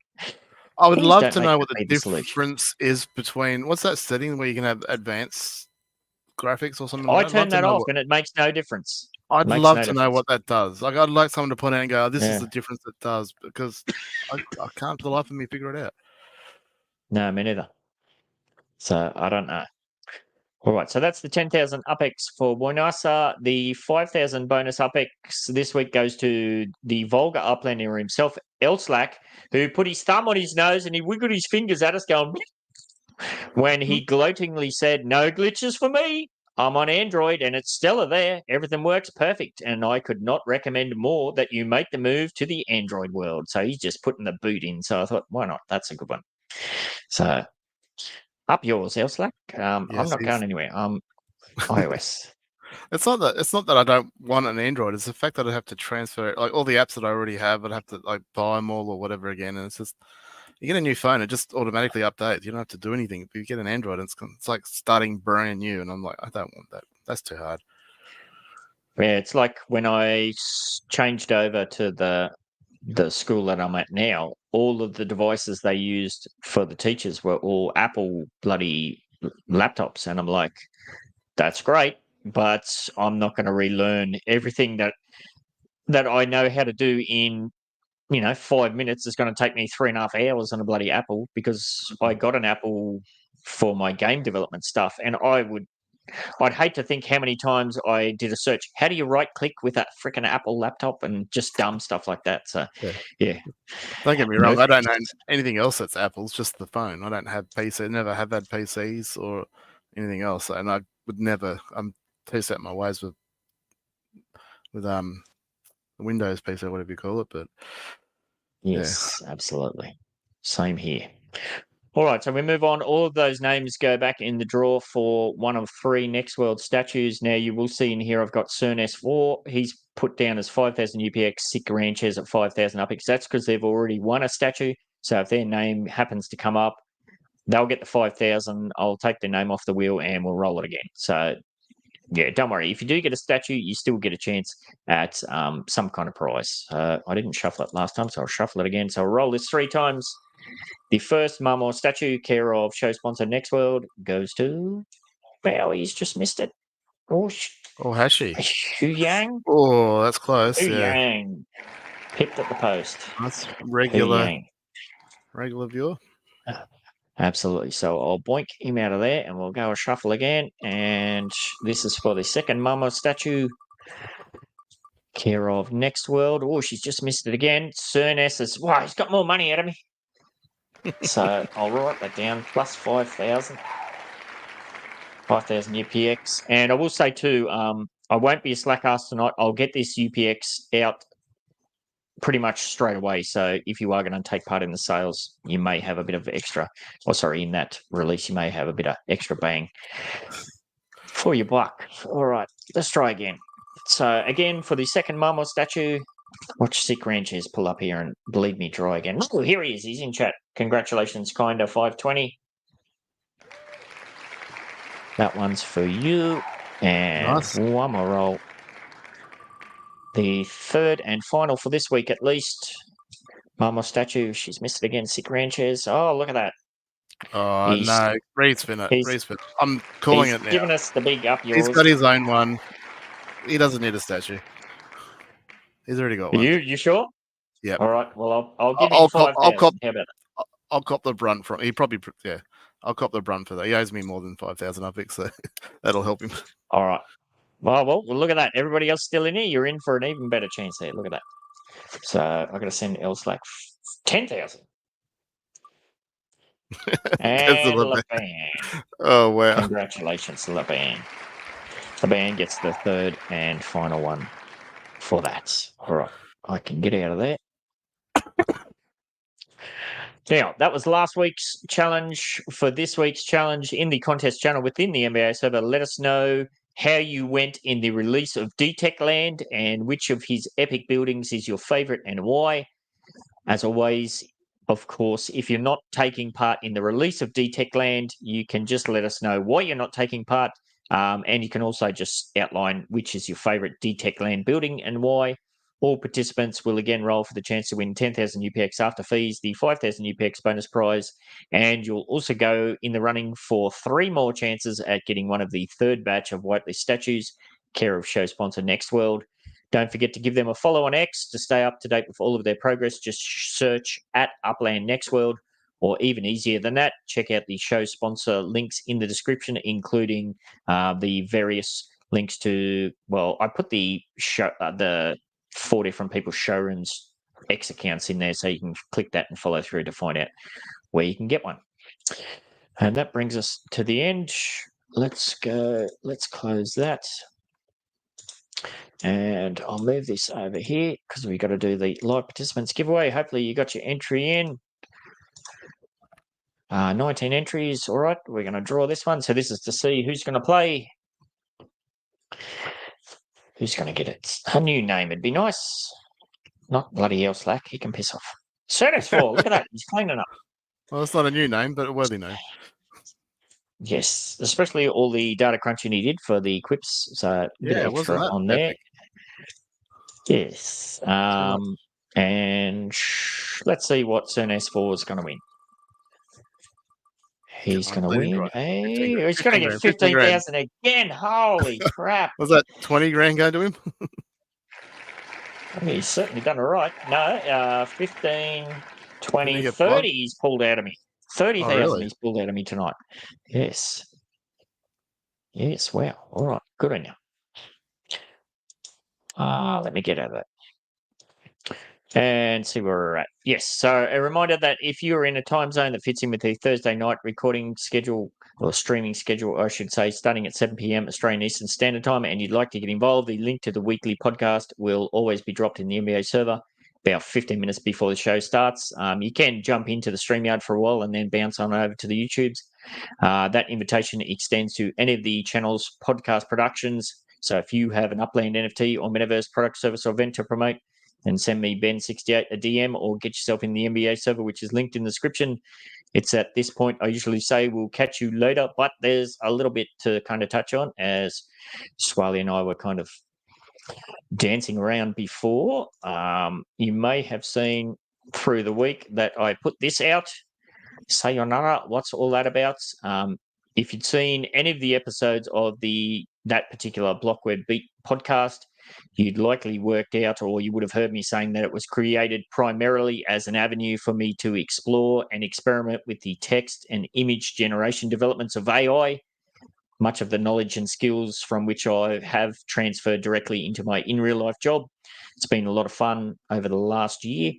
I've pretty much got a handle on ChatGPT, and it's actually Trendy Prop, who was the spotlight for the DMB. You should see some of the AI images and that he puts out on X. That's kind of next level stuff. He did send me a few hints and tips of what he's using to play with that. And that's kind of what I'm going to go to next. I'm going to go play with Grok for a while and see how that goes. So in place of the time and effort that I used to put in to prep that show, deliver that show and whatnot, I'm going to do a bit more playing around. So that's the end of that particular show. And that's not the only changes that's going to be coming up here as I start to rebalance my focus and whatnot, leading up to what will probably be significant changes next year. There's a lot I want to do in the real life situation. Not sure how any of that's going to pan out yet, but never fear.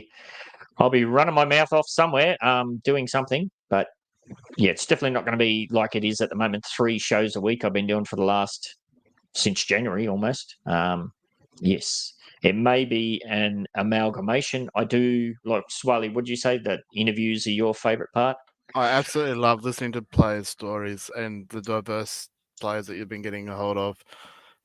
It just, and it opens up more avenues. Like obviously, I didn't know QIPM until recently, and as CAPM, and as a result, now I'm sort of dived into his node full on and trying to help out there.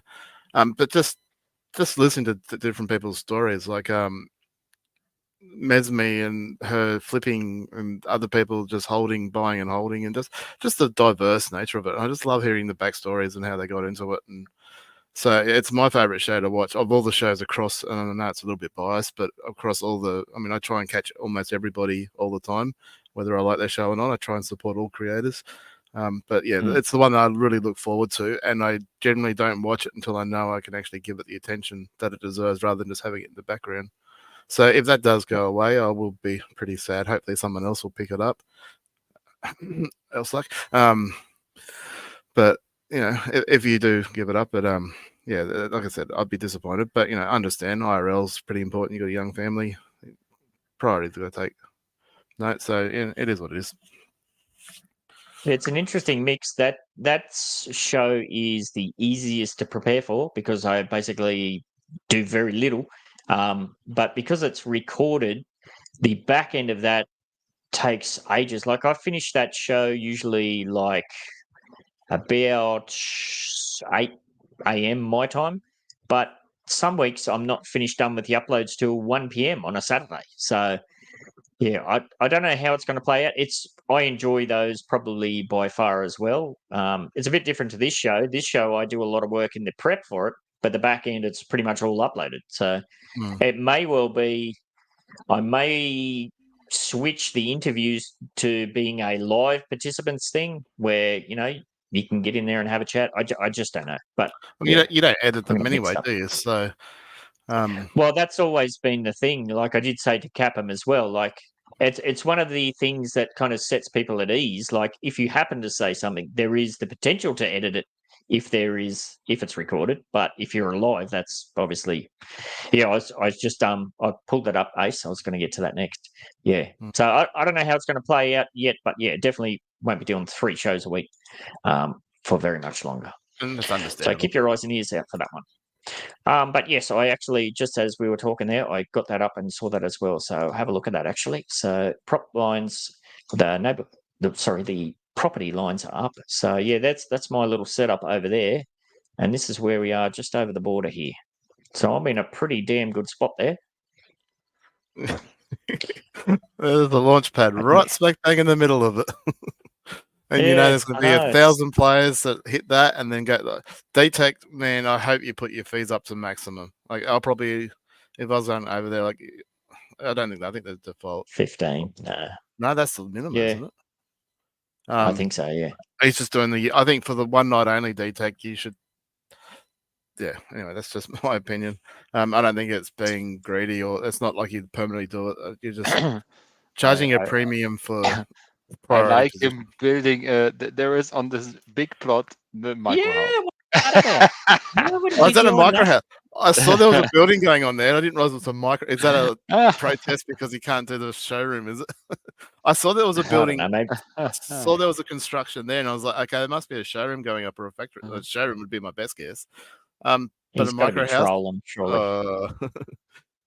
It's just. But I thought they did it. I thought when you got buildings in the game that they build them for you and give them to you. Isn't that what happens, or is that just the other? I don't know. Who would know? Let's have a go at making a sea urchin. Will we get it first go? No, bit early. Opposite way. Bit early, you reckon? Just a tad. I mean, how many times are you going to have to do this? Hey, I miss the old days where it used to leave the bloody trail.